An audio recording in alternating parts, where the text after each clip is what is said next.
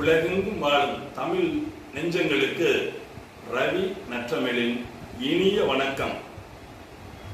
இன்று இலக்கிய வரிசையில் கவி காலமேக புலவர் அவர்களின் ஒரு பாடலை காண்போம். கவி காலமேக புலவர் அவர்கள் புலவர் அவைக்கு செல்லும் பொழுது ஒரு புலவர் கரி என துவங்கி உமி என முடியும் ஒரு பாடலை பாடுமாறு கேட்டார். அப்பொழுது அங்கிருந்த ஒரு பெண்பார் புலவர் அவரை நையாண்டி செய்யும் விதமாக சிரித்தார்கள்.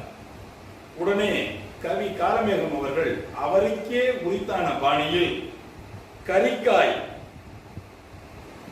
பொறித்தால் கனிக்காய் தீத்தால் பரிக்காயை பச்சடி பண்ணினான் உருக்கமுள்ள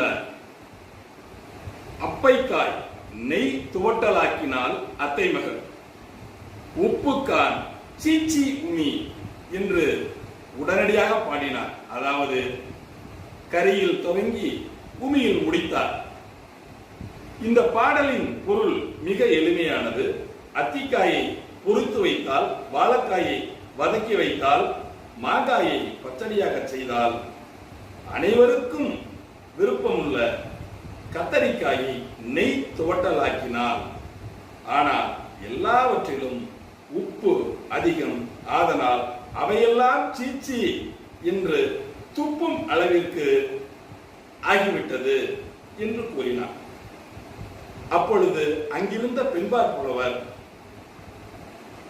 வெட்கி தலை குனிந்தார். இந்த பாடலில் இருந்து கவிஞர் அவர்கள் என்ன சொல்கிறார் என்றால்,